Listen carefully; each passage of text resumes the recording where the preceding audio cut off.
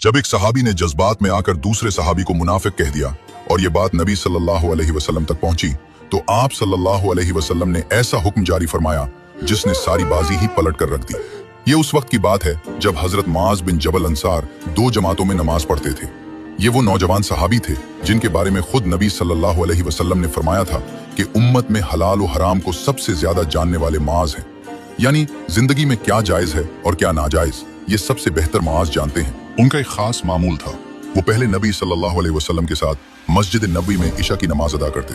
ये उनकी फर्ज नमाज होती थी। फिर अपने मोहल्ले में वापस आते जहां लोग उनका इंतजार कर रहे होते और वहां इमामत कराते। ये उनके लिए नफिल बन जाती थी क्योंकि फर्ज पहले अदा हो चुकी होती थी और ये बिल्कुल जायज है। एक रात जब मुआज अपने मोहल्ले में नमाज पढ़ाने खड़े हुए तो उन्होंने सूरतुल बकरा शुरू कर दी, जो कुरान की सबसे लंबी सूरत है। पीछे लोग खड़े थे जो दिन भर काम करके थके हुए थे, उनमें बीमार भी थे, बूढ़े भी थे और कमजोर भी। इसी रात पीछे एक अंसारी सहाबी हजरत हिजाम भी खड़े थे जो दिन भर खेतों में काम करके आए थे और इंतहाई थके हुए थे।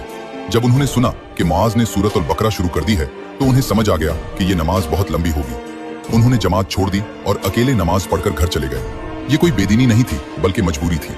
जब हजरत मुआज को पता चला कि एक शख्स जमात छोड़कर चला गया तो वो बहुत नाराज हुए और कहने लगे कि ये मुनाफिकत की अलामत है। हजरत हिजाम ये सुनकर सीधे नबी सल्लल्लाहु अलैहि वसल्लम के पास शिकायत लेकर गए और पूरी बात बताई कि मुझे मुनाफिक कहा जा रहा है। नबी सल्लल्लाहु अलैहि वसल्लम ने पूरी बात सुनी। फिर हजरत मुआज रजी अल्लाह अन्हु को बुलाया और उनसे 3 बार फरमाया, मुआज क्या तुम फितना डालने वाले हो? ये 3 बार इसलिए फरमाया क्योंकि बात बहुत संगीन थी। एक आलिम ने अपनी गलती की वजह से लोगों को तकलीफ दी और फिर इल्जाम दूसरे पर लगा दिया। फिर नबी सल्लल्लाहु अलैहि वसल्लम ने फरमाया, जब तुम लोगों की इमामत कराओ तो छोटी सूरतें पढ़ो क्योंकि पीछे बीमार हैं, बूढ़े हैं, कमजोर हैं और जरूरतमंद हैं। हजरत मुआज रजी अल्लाह अन्हु ने फौरन मान लिया।